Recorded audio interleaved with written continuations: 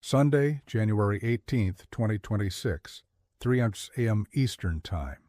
The Western financial world sleeps, shrouded in the deceptive calm of a 3-day holiday weekend. But halfway across the globe, the truth is screaming. A single ounce of physical silver just traded for $195 in Shanghai, violently rupturing the frozen illusion of the 73rd New York price. This colossal 120-tool divergence, a 165% premium, is not an anomaly. It is the death knell of the fractional reserve commodity system, and the next 40 hours, while Wall Street remains paralyzed, represent the most critical, unfixable window of vulnerability in modern financial history. What is unfolding right now is the strategic, relentless accumulation of every available physical ounce by sophisticated Asian interests and sovereign funds, who recognize that the price suppression mechanism designed to mask scarcity through endless paper claims has finally achieved terminal failure. The rules have been broken, the impossible is occurring, and the consequences of this price gap, this radical separation between derivative fantasy and tangible reality, will determine the fate of trillions in capital and the immediate operational capacity of global industry by the time the American markets awaken on Tuesday morning. The profound silence descending upon the Comex, typically a bastion of relentless price discovery and liquidity, is not the restful quiet of a standard market closure. It is the ominous stillness preceding an earthquake, a structural collapse that has been years in the making, now timed perfectly by the confluence of geopolitical strategy and regulatory holiday schedules. This 72-hour blackout, triggered by the commemoration of Martin Luther King Jr. Day, has provided the necessary temporal chasm for the physical market, long suppressed and derided by Western financial engineers, to assert its true, terrifying value completely divorced from the synthetic paper constructs. The notion that a commodity globally traded and fundamentally essential to modern technological infrastructure could simultaneously possess two wildly divergent values, one official, frozen, and fictional, the other real, dynamic, and reflecting genuine supply desperation, shatters the fundamental assumption of efficient market hypothesis and exposes the deepest vulnerability of a system predicated on leverage and the denial of physical scarcity. We are witnessing the ultimate basis trade, where the difference between the paper contract and the actual metal has grown so vast that it guarantees destruction for one side of the trade. And currently, the 8 institutions holding the colossal short position are pinned against the wall, watching the executioner's blade sharpen across the Pacific. This extraordinary situation is not merely the result of bad timing or poor risk management. It is the inevitable consequence of a 3-pronged structural failure that has converged with devastating precision. The first critical factor is the breathtaking evaporation of registered, deliverable silver inventory within the Comex vaults. Just 18 months ago, these reserves stood at a seemingly comfortable 152 million ounces, providing a psychological cushion and a nominal backing for the vast edifice of paper claims. Today, that fortress has crumbled, reduced by an astounding 88% to a mere 18.2 million ounces. This decline is not a statistical fluctuation. It is the graphic evidence of relentless, deliberate physical drainage, a slow-motion run on the bank that has finally hit the critical inflection point. When a vault designed to secure commodity delivery loses 9/10 of its readily available supply in such a short time frame, it signifies a fundamental loss of confidence not just in the metal's price, but in the integrity of the institution itself. The remaining 18.2 million ounces, barely a vestige of former reserves, serves now only as a tripwire for systemic failure, an amount so small relative to global demand that its instantaneous disappearance is mathematically guaranteed the moment the market reopens. Layered upon this physical depletion is the second, more insidious factor: the horrifying, unconscionable degree of fractional reserve leverage embedded within the paper market. The latest Commitment of Traders report reveals an institutional short position totaling 847 million ounces of paper silver promises, when juxtaposed against the meager 18.2 million ounces of registered metal available for delivery. The leverage ratio screams 46 to 1. This is not prudent financial engineering. This is reckless speculation, bordering on outright fraud against the physical reality of the asset class. To promise 46 ounces of metal for every single ounce actually held in the vault is the purest definition of a confidence game, one that relies entirely on the premise that virtually no one will ever actually demand delivery. For decades, this paper leverage successfully suppressed the true price of silver, creating an artificial ceiling that benefited industrial consumers and, crucially, the large commercial banks writing the paper short contracts. But when the confidence breaks, when buyers, particularly sovereign entities and desperate industrial behemoths, realize the promise is worthless and demand the actual metal, the entire structure of paper leverage becomes a mechanism for catastrophic price explosion. The 46.1 ratio transforms from an instrument of control into a deadly accelerator, guaranteeing that any upward pressure on price is magnified 46-fold into the short sellers' balance sheets. The third and most immediately actionable factor is the geopolitical asymmetry introduced by this 72-hour holiday blackout. While the Western system is rendered inert, its price discovery mechanisms frozen at the fictional $73 level, the entire Eastern Hemisphere is operating at full capacity. Shanghai, Tokyo, Singapore, and Hong Kong, markets that prioritize physical settlement and recognize the strategic importance of tangible assets, are conducting real, unsuppressed commerce. They are not beholden to the Comex's constraints or the American holiday schedule. The prices being reported, $194.80 on the SGE, $195.40 in Singapore, are not arbitrary spikes. They are the true unimpeded clearing price required to pry the physical metal out of the hands of current holders. This represents a deliberate, coordinated strategy by Asian buyers to exploit the known vulnerability in the Western regulatory calendar. They are systematically establishing a new global price floor outside the influence of the major Western short sellers, knowing full well that these banks are legally and operationally restricted from responding, hedging, or covering their positions until Tuesday.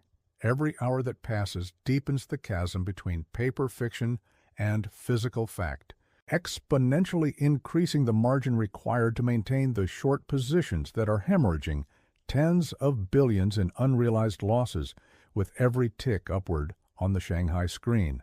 The sheer magnitude of the financial exposure currently concentrated among the 8 major institutions is staggering and represents a genuine systemic risk that dwarfs prior market dislocations.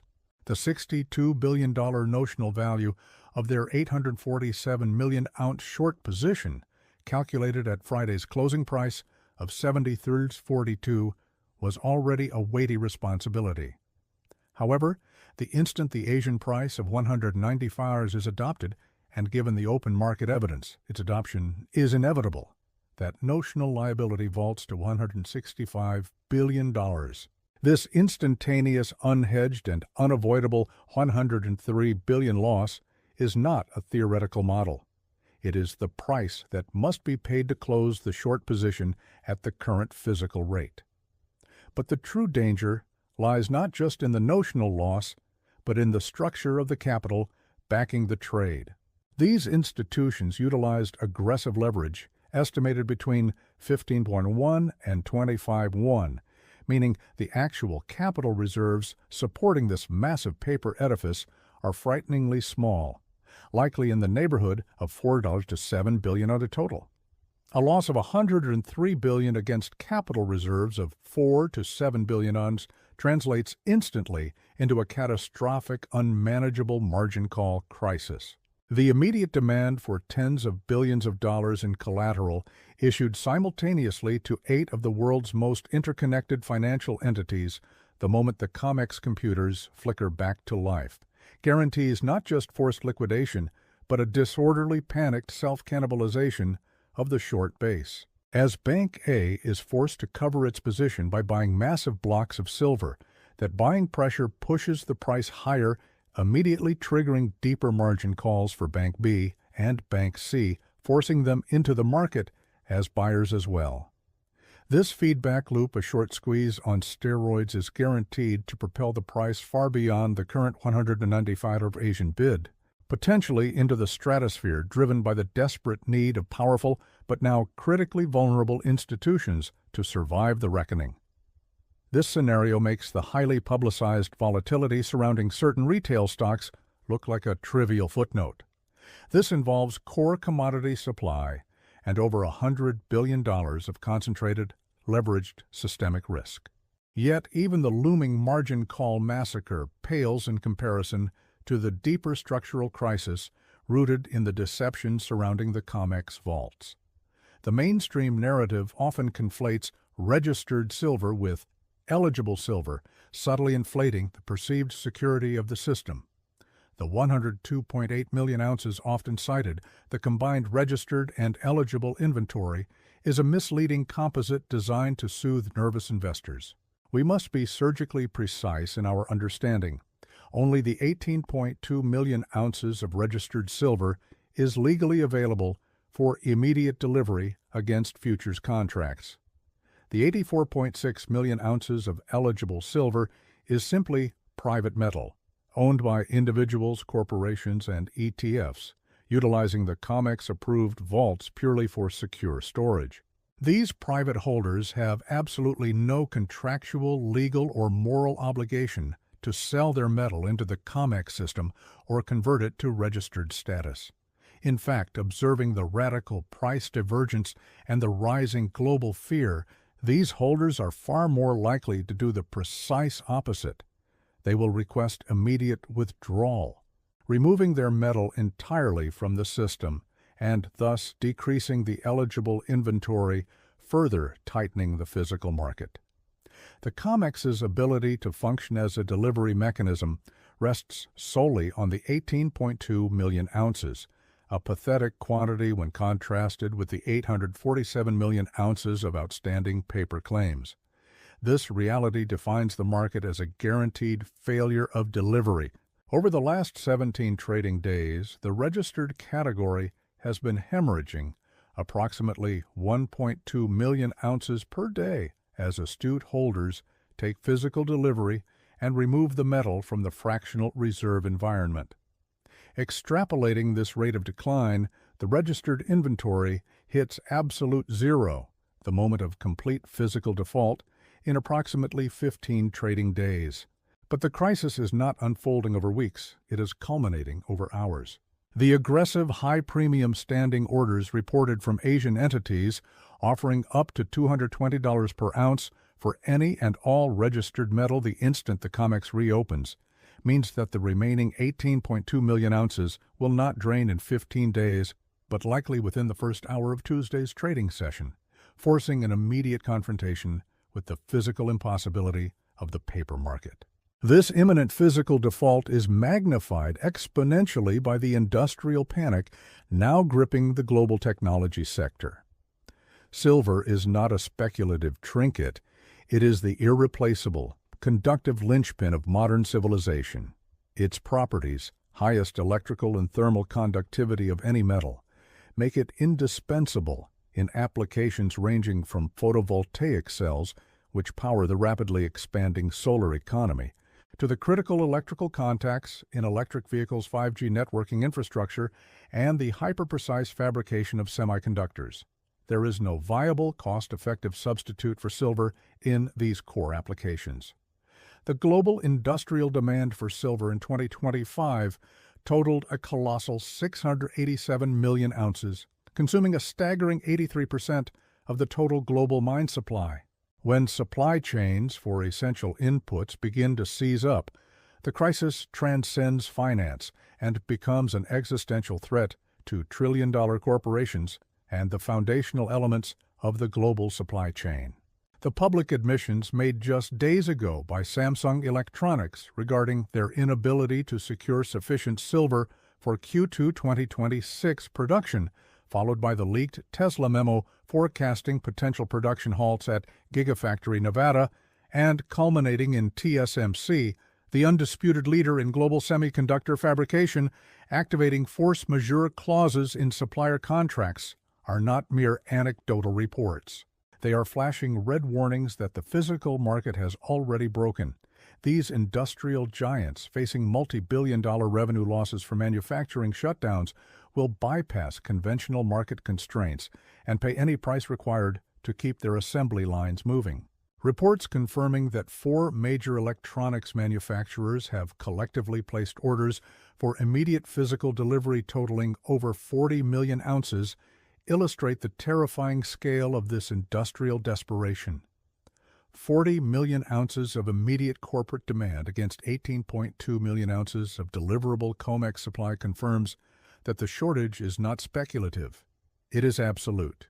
Industrial buyers are now direct competitors with the trapped short sellers, guaranteed to bid the price to whatever level is necessary to attract supply, further ensuring the Comex paper price must violently align with the physical scarcity. Adding a layer of profound geopolitical certainty to this crisis is the strategic, relentless accumulation of physical silver by major central banks, particularly those seeking to de-risk their reserves away from dollar-denominated assets. The recent data release from the People's West Bank of China, PBOC, detailing the addition of 82 million ounces of silver to its official reserves in the single month of December 2025, is a monumental seismic event that confirms the coordinated strategy. This single-month ES purchase by the PBOC alone exceeds 4 times the entire current Comex registered inventory. Crucially, the PBOC did not purchase this silver through the Western exchange system. It secured the metal directly via bilateral agreements with primary mining nations like Mexico, Peru, and Russia, completely bypassing the Comex and its paper promises. This action is a definitive, official declaration of no confidence in the pricing mechanism and the reliability of Western commodity exchanges as a source of physical metal. This is not investment. It is strategic national reserve building, preparation for a fundamental monetary realignment. Similarly, the simultaneous accumulation by India, 34 million ounces, Russia, 28 million ounces, and Turkey, 12 million ounces, in the same period brings the combined central bank accumulation to 156 million ounces in 30 days. This total accumulation is greater than the entire current combined Comex inventory, both registered and eligible. These powerful sovereign buyers are not participating in the paper game. They are systematically draining the physical supply outside the Western sphere of influence, accelerating the moment when the dollar-denominated paper price becomes utterly irrelevant. This accumulation pattern signals that silver is being repositioned as a strategic monetary asset, a role it abandoned in 1964, when the United States officially removed it from coinage. And this return to monetary status guarantees a long-term price floor dramatically higher than any current speculation. As the final hours of the 72-hour market pause draw to a close, the central issue facing global financial participants is no longer whether prices will move higher, but how the existing institutional framework, particularly the CME Group and its Comex division, will respond to the widening gap between paper market pricing near 73 and physical market transactions approaching $195. Several possible outcomes are now being discussed, each highlighting structural stress in the current system and differing mainly in how rapidly and visibly that stress unfolds. Scenario 1 represents the most orderly path forward. In this case, the Comex reopens on Tuesday and immediately reaches its maximum daily upward price limit, jumping from approximately $73.42 to near $88. Trading is halted, margin requirements are adjusted, and the same limit-up movement repeats over the following sessions. This step-by-step repricing would allow short positions to be reduced gradually, albeit painfully, over several days. While disruptive, this approach could offer the system a chance to stabilize temporarily as prices move closer to levels that better reflect physical market conditions.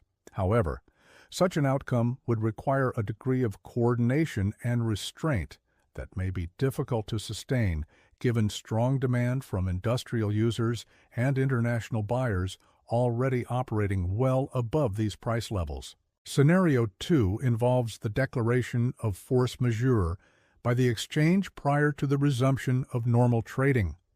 Under this approach, trading would be suspended and outstanding contracts settled in cash at a price determined by the exchange, likely somewhere between current paper prices and prevailing physical market benchmarks.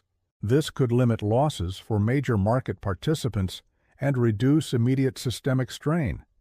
At the same time, it would raise serious questions about the exchange's ability to fulfill its role in facilitating physical delivery, potentially undermining long-term confidence in paper-based commodity markets and accelerating the shift of trading activity toward alternative global venues.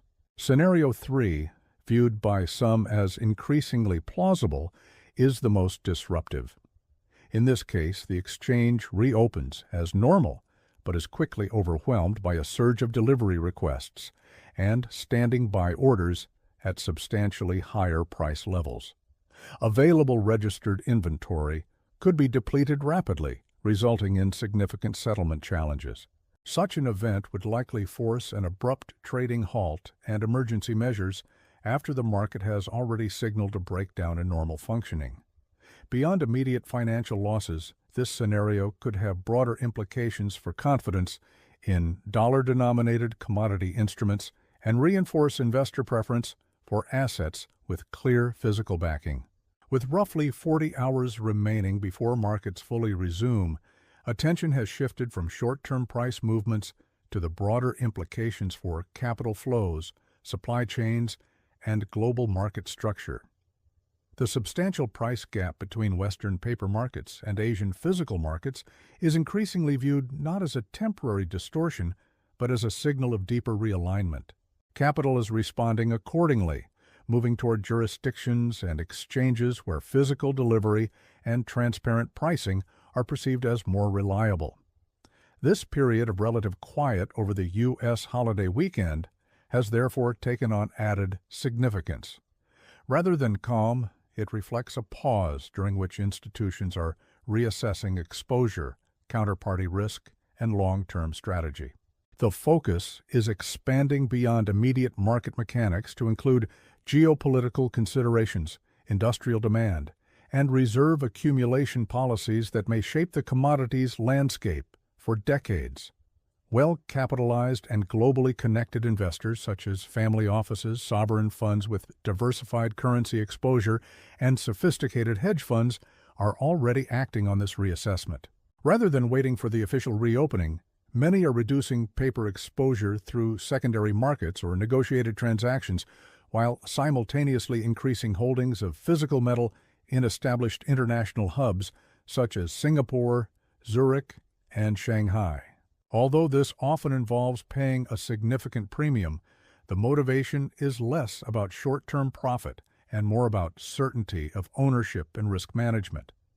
This form of arbitrage, typically associated with market efficiency, is in this context reinforcing the separation between paper and physical markets. Each reduction in paper claims eases future settlement pressure, while each acquisition of physical supply tightens availability elsewhere. As a result, the process itself is accelerating the structural shift already underway. Finally, the psychological impact of a sustained and extreme divergence between paper prices and physical transaction costs cannot be ignored. Confidence in any market depends on the assumption that financial instruments are meaningfully connected to the underlying asset. When that assumption weakens, capital moves quickly. For many institutional managers, maintaining large exposures to instruments perceived as carrying elevated settlement or delivery risk is no longer compatible with fiduciary responsibility. The resulting capital reallocation is therefore best understood not as speculation, but as a strategic effort to reduce uncertainty and preserve value in an increasingly fragmented global commodity system. This crisis exposes the deeply flawed mechanical architecture of the fractional reserve commodity system. Just as historic bank runs occur when depositors realize that only a small fraction of their cash exists in the vault, this silver crisis is the manifestation of a commodity run triggered by the revelation that 46 paper claims exist for every ounce of deliverable metal. The banks, the 8 titans holding the 847 million ounce short, believed that the perpetual stream of marginal mining supply, coupled with relentless regulatory indifference, would allow them to maintain this equilibrium indefinitely. They saw silver not as a metal, but as a leverageable derivative instrument used to hedge against the inflationary risk inherent in their primary business models. Their massive short position was a calculated, deliberate act of systemic price suppression, ensuring that this crucial industrial and monetary metal remained cheap, thereby subsidizing the technological revolution and shielding the fiat monetary system from a genuine commodity-driven valuation test. The hubris was in believing that 18 million ounces of registered inventory could perpetually hold back 847 million ounces of claims against the backdrop of desperate industrial and central bank demand. That delusion is now dissolving in the Shanghai morning sun. The immediate consequence on Tuesday morning, regardless of the precise scenario that unfolds, will be the crystallization of an economic black hole for these 8 financial institutions. Even in the optimistic scenario of phased limit-up moves, the requirement for immediate collateral, the margin calls, will instantly vaporize the $4 to $7 billion in capital estimated to back those positions. Banks do not fail slowly in the derivatives market. They fail instantaneously on a margin call. The subsequent forced liquidation, the mandatory buying to cover these immense shorts, will create a demand wave that simply cannot be satisfied by the dwindling registered vaults. The supply curve for silver, which was held artificially flat by paper selling, will become almost vertical. As the price explodes past 150, 200, and potentially 300 liras, the feedback loop, margin call, forced buying, higher price, cascading margin call, will transform the squeeze into a financial singularity. The question facing the CME Group and the CFTC is existential. Do they sacrifice the integrity of the exchange by defaulting on delivery, thereby admitting the Western system is fraudulent, or do they allow the price to run to true market clearing levels, potentially bankrupting institutions deemed too big to fail and triggering a far wider systemic credit event? This dilemma pivots the crisis from a mere commodity event into a geopolitical and monetary cataclysm. The actions of the People's Bank of China, accumulating 82 million ounces in December alone, cannot be interpreted as simple industrial foresight. This is strategic, premeditated monetary action. Central banks do not buy commodities at this scale merely to fill industrial gaps. They buy them to anchor national reserves and prepare for a shift in the global monetary regime.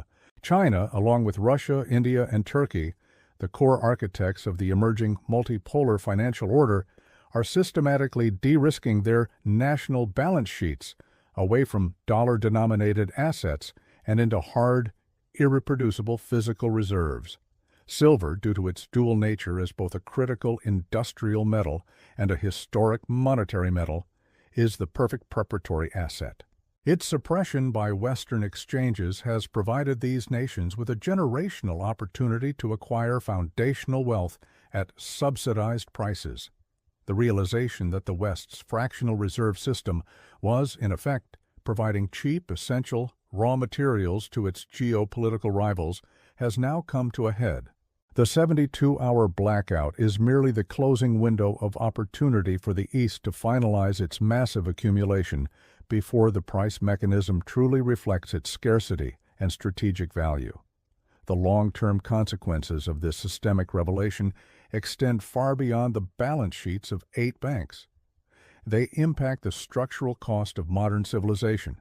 When silver settles into its new, higher equilibrium price, a price analyst's project must sit between $300 and $500 per ounce to incentivize sufficient new mine supply and attract existing above-ground stocks back into the market. The effect on the global industrial base will be profound and inflationary. Consider the cost shock wave. The global push toward renewable energy, heavily reliant on solar photovoltaic cells, will suddenly face astronomical input costs. The ambition to rapidly transition to electric vehicles, which require significantly more silver per unit than traditional combustion engines, becomes vastly more expensive, potentially stalling the entire EV revolution. The semiconductor industry, already stressed, will see the foundational cost of chips skyrocket. This is not simple inflation. This is structural reflation, driven by the sudden brutal recognition that the cost of technological progress has been artificially suppressed for decades. That subsidy is now being withdrawn violently by the free market. Consumers will pay this price in every new electronic device, every new car, and every new piece of infrastructure. The era of cheap, readily available, technologically critical commodities is over permanently.